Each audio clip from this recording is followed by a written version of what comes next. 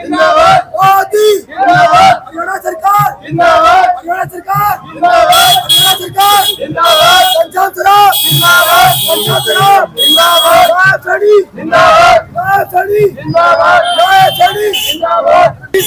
GST लागू करने वाले बसिया जीएसटी लागू करने वाले बसिया जीएसटी लागू करने वाले बसिया जीएसटी लागू करने वाले जीएसटी लागू करने वाले बसिया बीजेपी मोदी भारत माता की भारत माता की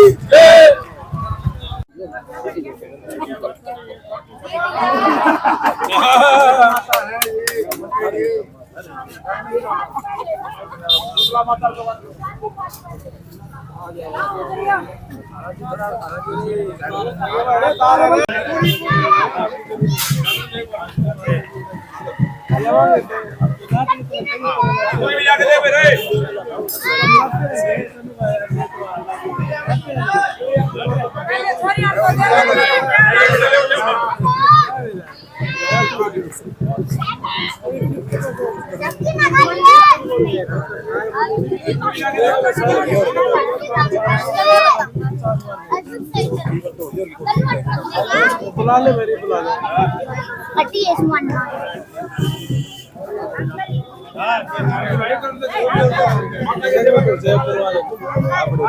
पंजाब शराब पंजाब शराब जीएसटी समाज जीएसटी समाज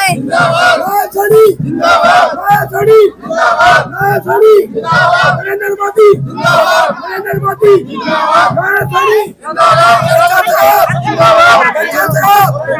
जीएसटी लागू करने वाले बचिया लागू करने वाले बचिया जीएसटी लागू करने वाले बचिया पंजाब शराब मोदी थेरेपी पंजाब शराब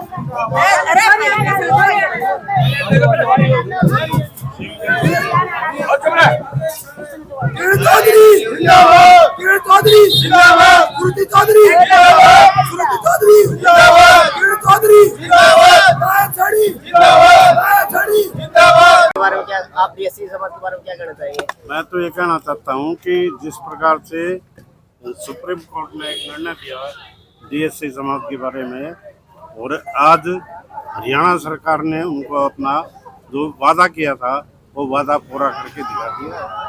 प्रत्येक व्यक्ति जो भी लाभान्वित है वो आज खुशी के मारे झूम रहा है, नाच रहा है, गा रहा है और जगह जगह प्रसाद वितरण की व्यवस्था इस समाज ने की है। मैं इन समाज के लोगों का हार्दिक रूप से धन्यवाद करता हूं और समाज ने जिस प्रकार आगे बढ़ के काम किया है निश्चित रूप से आने वाले समय में ये एक बहुत बड़ी जीत हासिल होगी, क्योंकि इन कुछ समाजों को आरक्षण का लाभ नहीं मिल पाता था। आज जितनी भी 43 बिरादरियाँ हैं उनको इस आरक्षण का लाभ मिलेगा और पूरा समाज एक सूत्र में विरोधाभास सकेगा और पूरे समाज के लिए ये आरक्षण माननीय मुख्यमंत्री नायब सैनी जी ने लागू किया है और हरियाणा सरकार इसमें वचनबद्ध है कि जिस प्रकार से इनको सुप्रीम कोर्ट ने न्याय दिया है वही न्याय देने का काम हरियाणा सरकार का। तो भगवान जी आप क्या कहना चाहोगे इस बारे में?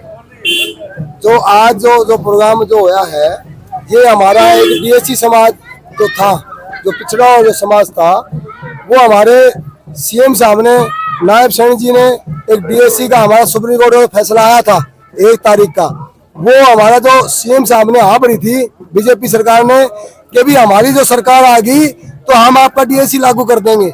हमारा 2 तारीख जींद में जो रैली हुई थी 22 तारीख को, उसमें हमारा पूरा डीएससी समाज के जितने भी लीडर थे, जो बड़े जो लीडर थे वो हमारे पूरे समाज के 34 बिरादरियां जो डीएससी समाज के जो लीडर थे वो हम सब इन्हें जींद के अंदर इकट्ठे हुए थे और वहाँ हमने एक फैसला लिया था कि हम डीएससी समाज वो टोटली 34 बिरादरी हम बीजेपी के साथ है, बीजेपी को वोट देके और बीजेपी को मनाने का काम करें तो हमारी डीएससी लागू हो जाए।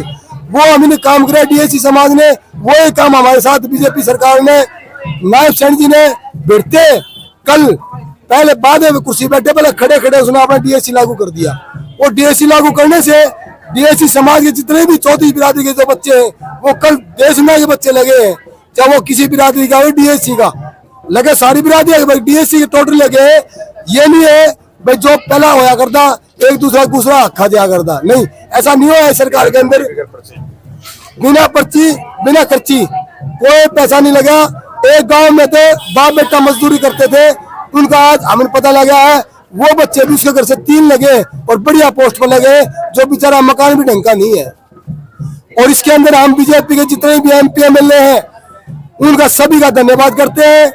नायब सैनी का, मनोहर खट्टर जी का और मोदी जी का, उन्होंने हमारे साथ वादा किया था, वो वादा हमने पूरा करके दिखाया, उन्हें भी हमारे साथ पूरा करके दिखा दिया डीएससी समाज के साथ।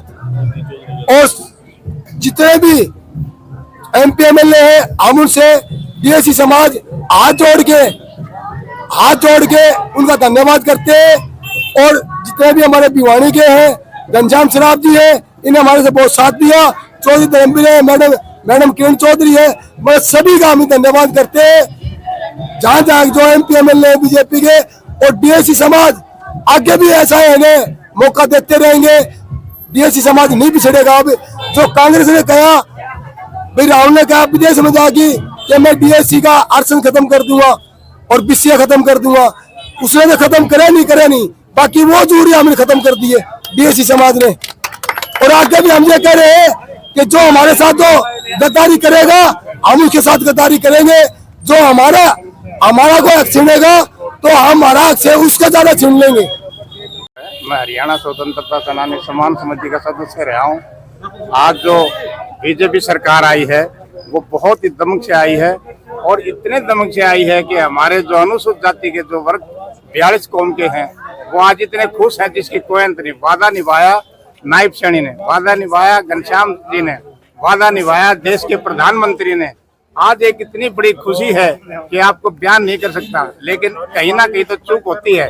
एक जो हमारे जो हिंदुस्तान को आजाद कराया था फ्रीडम फाइटरों ने, जो देश के जो फ्रीडम फाइटर बोलते हैं, उनके उत्तराधिकारियों की पेंशन अभी बाकी है, और उनकी जो बस पास है और 2% आरक्षण, उसको मैं चाहूंगा कि सैनी साहब तुरंत उसको भी घोषणा करें, ताकि उस परिवार में ऐसे हैं जो बहुत गरीब हैं, आप उनको ना लें। जो ऊपर लेवल पे चले गए वो लेवल वाले लेवल पे ही हैं, जो गरीब है उनकी आप तस्दीक करके देखें। मैं तो नायब सैनी से यही कहूंगा कि एक बार उन परिवारों की तरफ भी देखें और इनकी भी मान सम्मान बढ़ाएं, ताकि हिंदुस्तान में ये हो कि हिंदुस्तान आज आजाद हुआ है।